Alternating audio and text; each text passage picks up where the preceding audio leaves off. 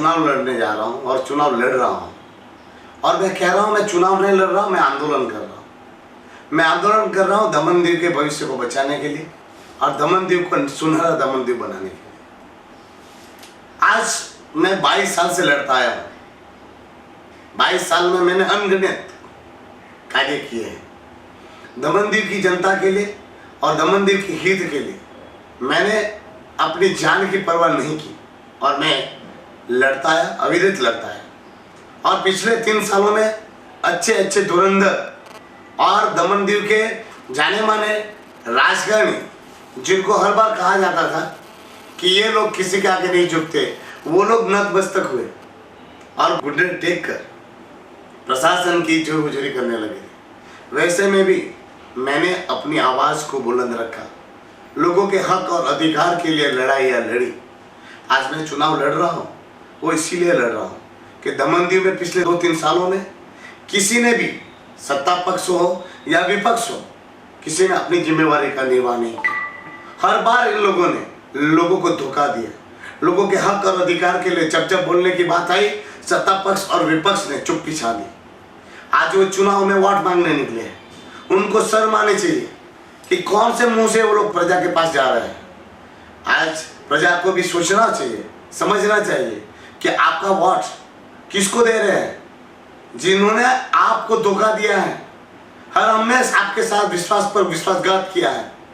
लोगों के घर तोड़े जा रहे थे, मकाने तोड़े जा रहे थे, दुकानें तोड़ी जा रही थी, लोगों को रोजगार नहीं मिल रहा था। हमारे दमनदीव के युवाओं की रोजगारी के लिए हमें गुजरात और महाराष्ट्र परीक्षा देने जाने पड़ रहा था। फिर भी यहाँ पर नौकरियों में गुजरात के लोगों को नौकरी दी गई। नौकरी तो नहीं मिली, मगर बेचारे जो टीचर्स 15-15 सालों से काम करते थे उनको निकाल दिया गया। नर्सों को निकाल दिया गया। बड़ा और वाड़ी विस्तारों में जो बेचारों के गरीबों की जमीन थी, जो बेचारे पुर्तगाली समय से खेत करते थे, उनकी जमीनों को छीन लिया गया। हमारे दमन में अमावाड़ी से लेकर लाइट हाउस से लेकर सभी जगह पर आदिवासियों के घर, गरीबों के घर, दीव में घर लोगों के तोड़े गए। तब कहाँ थे लोग? मुझे हाईकोर्ट जाना पड़ा और हाईकोर्ट जाके मैंने घर बचाया। तब ये कहाँ थे भाजपा और कांग्रेस? आज दमनदीव के सारे लोगों के लिए मैं अपने लिए नहीं लड़ रहा, दमनदीव के लोगों के लिए लड़ने जा रहा हूँ।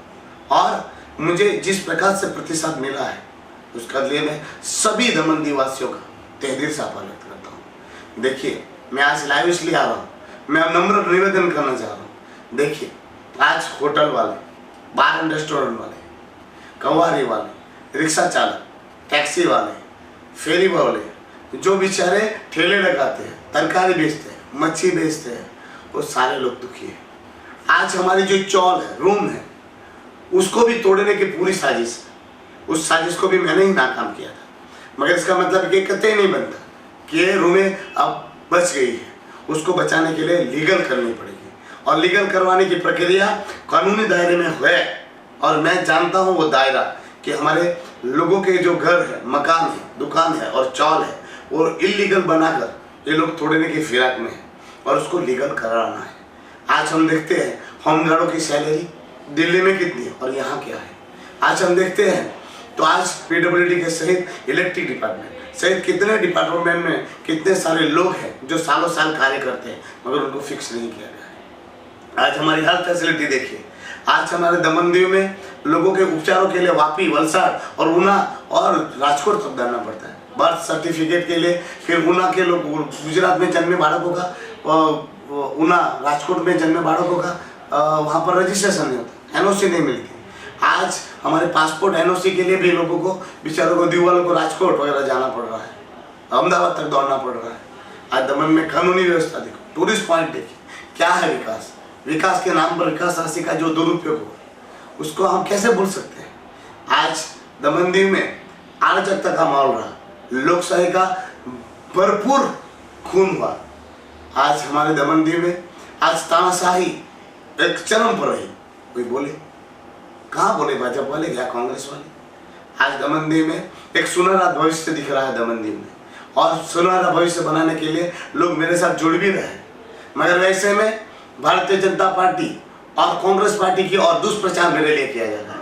कांग्रेस वाले कह रहे हैं मुझे भाजपा वाले खड़े कर रहे हैं, भाजपा वाला कह रहा है मुझे कांग्रेस वाले खड़े कर रहे हैं। देखिए, मुझे ना भाजपा वाला खड़ा कर रहा है ना कांग्रेस वाला खड़ा कर रहा है। मुझे तो दमनदीप की जनता ने खड़ा किया है और उनके आशीर्वाद से मैं खड़ा हूँ। और मेरे दमनदीप की जनता को मैं विश्वास के साथ कहना चाहता हूँ, विश्वास दिलाना चाहता हूँ, मेरे अंतरात्मा में भगवान का वास है और मैं उस भगवान की कसम खा करके कहना चाहता हूँ कि मैं आप लोगों का विश्वास कभी भी मिटने नहीं दूंगा। मैं ना भाजपा में जाऊंगा ना कांग्रेस को समर्थन करूंगा। सेंटर में जो रहेगा, सेंटर में जिसकी सरकार आई उसके साथ रहूंगा। और मैं आपको बताना चाहता हूँ, भाजपा वाले कहेंगे, कांग्रेस वाले कहेंगे, कोई कहेगा कि आप भाजपा में उमेश बैठ गया, कोई कहेगा मैं कांग्रेस में बैठ गया। ये बातों में मत आइएगा, इन जलसेखोरों की बातों में मत आइए। इन लोगों के पास अब कोई मुद्दा नहीं रहा है। कोई ऐसा भी बोलेगा कि उमेश भाई प्रशासक के साथ बैठ गया। आपको बताओ, ये प्रशासक या प्रशासन जो है वो मेरे खिलाफ खड़ा है, मैं प्रशासन के खिलाफ खड़ा हूं। आज अगर मुझे चुनाव लड़ने की नौबत आई है तो मैं इस प्रशासन की वजह से लड़ने आ रहा हूं। आज को आपको पता होगा कि मुझे पहले ये लोग ही, ये सत्ता पक्ष विपक्ष और ये प्रशासन ऐसा चाह रहा था कि मैं 5,000 वोट खींचूंगा, 10,000 वोट खींचूंगा। और आज जब पूरे दमन दीव में माहौल बन गया है, और दमन ही नहीं दीव में भी माहौल बन गया है और उमेश पटेल जीत रहा है, तब पता चला इन प्रशासन को, तो वो मुझे दबाने के लिए, मुझे डराने के लिए मेरे साथ 24 घंटा कैमरामैन घूमता है, मेरे साथ 3-3, 4-4 पुलिस की गाड़ियां घूमती हैं। और कल तो हद की इन लोगों ने, कल मुझे दबाने के लिए इन लोगों ने वहां पर वरकुंड में सिर्फ 4 समर्थक के साथ में रैली का वहां पर डोर टू डोर जा रहा था, तो भी वहां पर अधिकारी और उनकी सेक्टर टीम ने मुझे प्रचार नहीं करने दिया। आज भी मैं जब शादी में जा रहा था तो मेरे साथ 7-7, 8-8 गाड़ियां साथ में आ रही है, मुझे दबाने की कोशिश की जा रही है। अब प्रशासन समझ चुका है कि अब यहां पर भाजपा जीतने वाली नहीं है, मगर ऐसे में उमेश पटेल जीत गया तो इनको यहाँ जो काका बैठा है उसको पता है कि यहाँ से उनको मैं वापस हिम्मतनगर भेज दूंगा। और उनको पता है कि उमेश पटेल जीता तो यहाँ रहना मुमकिन नहीं है, इसलिए वो काका ने एक नई चाल चली है। अब उसको पता चल गया है कि भाजपा जीतने वाली नहीं है दमन दीव में, मगर उनको ऐसा लग रहा है कि सेंटर में तो भाजपा आएगी। अगर यहाँ कांग्रेस जीत भी जाती है तो ये क्या मेरा उखाड़ लेंगे, ऐसा उनको लगता है कि यहाँ कांग्रेस जीतेगी तो सेंटर में कौन उनको यहाँ से निकलवा पाएगा। और उमेश पटेल निर्दलीय है तो सेंटर में जिसकी सरकार आएगी उनके साथ रहकर यहाँ दमन दीव में मुझको जड़ मुड़ से उखाड़ देगा, वो काका को पता है। अब दमन में ये प्रशासन, पूरा प्रशासन कांग्रेस के समर्थन कर रहा है, ऐसा मुझे लग रहा है, ताकि कांग्रेस जीत जाए यहाँ पर और इनकी कुर्सी सलामत रह जाए, क्योंकि भाजपा जीतने वाला नहीं है। उमेश पटेल लड़ेगा, उमेश पटेल जीतेगा तो इनको मालूम है प्रशासन को कि इनकी तानाशाही और दादागिरी ये बर्दाश्त नहीं करेगा। और अब मुझे हराने के लिए, दबाने के लिए जो प्रशासन के चमचे हैं, जो नतमस्तक होकर प्रशासन की पांव छूते थे, वैसे लीडरों को मेरे अपोज में कैंपेनिंग प्रचार करने के लिए खड़ा कर दिया है और वो लोग अब मेरे लिए दुष्प्रचार कर रहे हैं। आप लोग किसी जासेबाजों की बातों में मत आइएगा।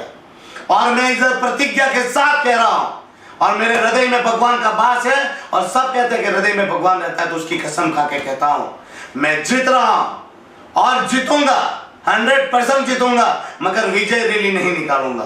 जब तक यहां बैठा काका गुजरात के लिए हिम्मतनगर रवाना नहीं हो जाता तब तक उमेश पटेल चैन की सांस नहीं लेगा और ना ही तो उमेश पटेल विजय रैली निकालेगा। विजय रैली उसी दिन निकालूंगा जिस दिन इस सचिवालय से प्रशासन के काका को यहां से सीधा हिम्मतनगर भेजूंगा। और उसके लिए मैं आप सभी से नम्र निवेदन करता हूं और अनुरोध करता हूं, एक मौका दीजिए, ना भाजपा की बात सुनिए ना कांग्रेस की बात सुनिए। इन लोगों ने हमारे लिए तमाशा देखा है। आज आप देखिए, मुझे चुनाव प्रचार करने से रोका जा रहा है और बाकी कांग्रेस वाले 300 लोगों की रैली निकाले पैसा देकर, भाजपा वाले 200-200 लोगों को पैसा देकर रैली निकाले, कोई पूछ रहा है? इनके यहां कोई नहीं दौड़ रहा है। आप लोग सोचिए प्रशासन किस प्रकार से मुझे दबाता है। अब अभी मुझे पता चला कि हर गांव में, हर क्षेत्र में स्लिप के साथ पैसे बांटे जा रहे हैं और हमें कलेक्टर ऑफिस से कहा गया कि आप पर्चियां नहीं छपवा सकते, आप पर्चियां नहीं दे सकते इलेक्शन की, और एक तरफ हमें रोका जा रहा है। और अभी अभी भाजपा प्रत्याशी की स्लिप हमारे यहाँ देखने को मिली, वो जो घर घर बेच रहे हैं उसके साथ पैसे बांटे जा रहे हैं। तो प्रशासनिक अधिकारी क्या कर रहे हैं? ये साजिश नहीं है तो क्या है? आज घर घर पे हर फल्ले में रात को गाड़ियां निकलती है और पैसे बांटे जा रहे हैं, लोगों को पैसे दिए जा रहे हैं, खाना पीना पहुंचाया जा रहा है। अभी सब सेलो के बॉक्स, बाल्टियां वगैरह घर घर पहुंचाई जा रही है, स्लिप के साथ पैसे बांटे जा रहे हैं। मैं आप लोगों को खाना पीना नहीं दे सकता, मेरे ना तो मेरे पास पैसे हैं कि मैं आप लोगों को पैसा दूं। देखिए, वापस बोल रहा हूं, एक मौका है, यही मौका है जब हम परिवर्तन ला सकते हैं, हमारे दमनदीप को सुनहरा दमनदीप बना सकते हैं। देखिए, ये लोग आपको खाना देंगे, पीना देंगे, पैसा देंगे, मगर भविष्य नहीं देंगे। मैं आपको खाना पीना नहीं दे सकता, मगर मैं आपको भविष्य दे सकता हूं। आप लोगों को एक बार मेरी बातों पर विश्वास करना होगा और एक बार, केवल सिर्फ एक बार मुझे वोट कीजिए। और इतने सालों से हमने देखा है भाजपा कांग्रेस, एक मौका मुझे दीजिए। देखिए, भाजपा जीत नहीं रही है और कांग्रेस जीती तो आपको मालूम है दमन में गुंडागिरी, हफ्ताखोरी, मवाली माफियागिरी, लोगों को मारना, लोगों को धमकाना, लोगों को उठा के डाल देना, किसी को नौकरी करने से कैसे रोकते थे आप लोगों को मालूम है। कांग्रेस का शासन रहा था और कैसा शासन देखा था। जो आदमी गवर्नमेंट सर्वेंट उनकी बात नहीं मानते थे उनको डराया जाता था, धमकाया जाता था, उनकी बदलियां करवाई जाती थी। पहले ये लोग करते थे, आज कह रहे हैं कि प्रशासन करता है। आज प्रशासन ने जो तानाशाही की है वही 10 सालों में इन डबल वालों ने कांग्रेस से की थी। भाजपा और कांग्रेस के चक्कर में मत पड़िए, इनकी बातों में मत आइए और उनके लुभावने बातों में भी मत आइए, इनके प्रोपेगेंडा में मत आइए। उन्होंने चमचों को, प्रशासन ने इन चमचों को जानबूझकर काम दिया है कि कांग्रेस जीत जाए तो चलेगा पर उमेश पटेल नहीं जीतना चाहिए। और मैं आपसे नम्र विनती कर रहा हूं, ये उमेश पटेल एक बार ही चुनाव लड़ रहा है और उस चुनाव में आप सब ने उमेश पटेल का साथ दीजिए।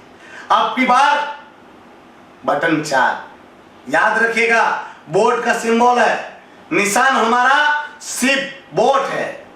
उस नैया को पार कराने की जिम्मेवारी आपकी है और मैं आप लोगों के भविष्य का निर्माता वोट का रक्षण करूंगा।